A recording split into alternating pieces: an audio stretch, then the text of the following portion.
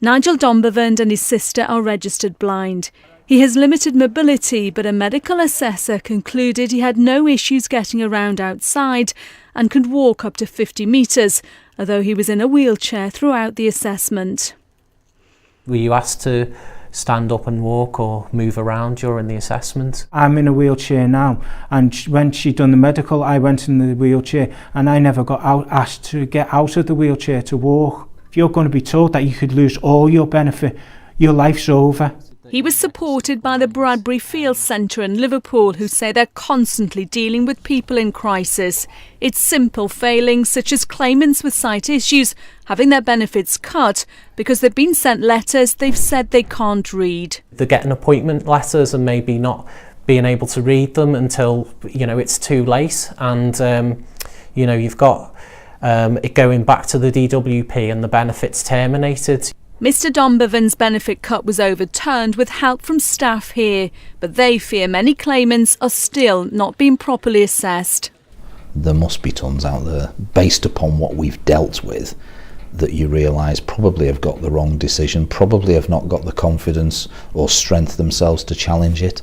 And that may simply be that they've got a sight problem and additional health conditions, they're not well, and being put through some of these assessment processes and judgments that really just changed their life beyond belief. I went into nursing because I care for people, but as far as I can see from the training I did, the whole culture is to try and trick the patients and trying to get out of paying them benefits.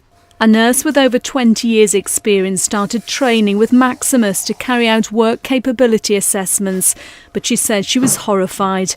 We've changed her voice and agreed not to identify her.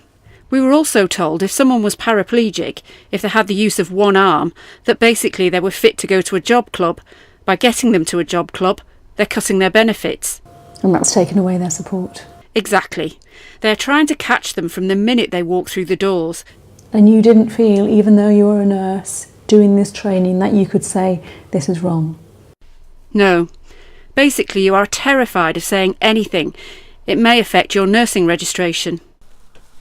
After an assessment, Susan Dipnell's been told she no longer qualifies for Motability support despite having just one leg. She uses a prosthetic limb, even though it's painful, and a wheelchair.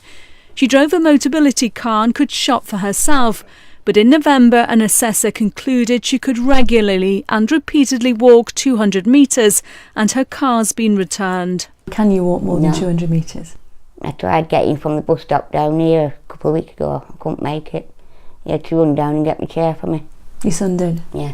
Susan asked for a mandatory reconsideration, which again concluded she wasn't entitled to mobility benefit. No, it's like being a prisoner in here now. It is depressing. Because it took my independence off me. I've got to rely on other people now to help. One of her passions is karate. She became an instructor to support her son before she lost her leg, and now they can't get to the classes. She had a bypass, she's had cancer, and she's had her leg off, and never once did she complain, and she's always had a smile on her face. Since they've done this, she's getting depressed. She is getting seriously depressed, and it's ruined her life. So what would you say to the Secretary of State in terms of the new benefits, about what the changes have meant for you? You want to live in the real world and see what it's like for us. Like thousands of claimants, Susan is going to court to appeal the benefit cut, which could take 6 months, and for now her life is on hold. Elaine Wilcox, ITV News, Blakely.